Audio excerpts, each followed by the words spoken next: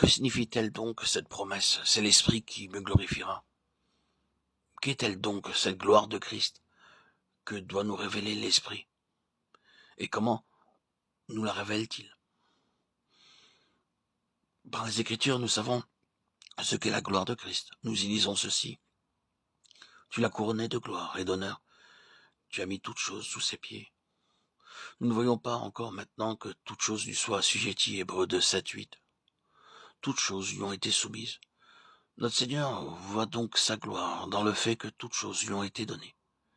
C'est lui qui me glorifiera parce qu'il prendra de ce qui est à moi.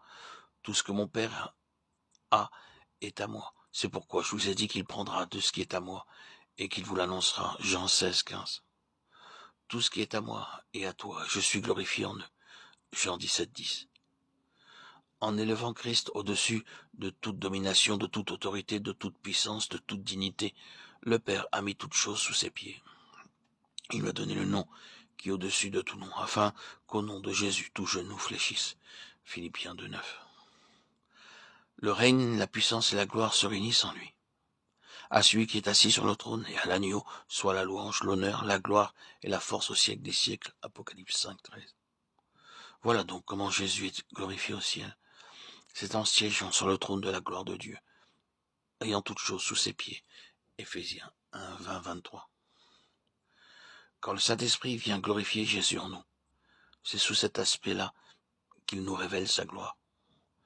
Il prend de ce qui est à Christ et nous l'annonce. Ceci ne veut pas dire qu'il nous donne un aperçu, une idée, une vision de la gloire de Christ telle qu'elle est dans les cieux, mais il vient nous l'assimiler par une expérience personnelle, nous en rendre participants dans notre vie intérieure. Il vient nous faire voir Christ en nous, car c'est par l'Esprit de Dieu que nous recevons toute notion vivante, toute connaissance véritable de Christ. Quand Christ entre en nous comme un faible nouveau-né, quand il se développe et grandit, et qu'il est formé en nous, Galates 4, 19, quand nous apprenons à nous confier en lui, à lui obéir et à le servir, tout cela est déjà l'œuvre du Saint-Esprit. Et pourtant, même alors, il peut encore rester en nous, comme chez les disciples, beaucoup d'obscurité et de nombreuses lacunes. Mais quand ensuite le Saint-Esprit complète son œuvre, venant nous révéler le Seigneur, glorifier, le trône de sa gloire s'établit dans notre cœur et il domine tout ennemi. Toute force propre doit faire sa reddition. Toute pensée devenir captive. Tout doit obéir à Christ pour que de notre nature ainsi renouvelée s'élève ce chant de louange. Gloire à celui qui est assis sur le trône. Apocalypse 5, 13.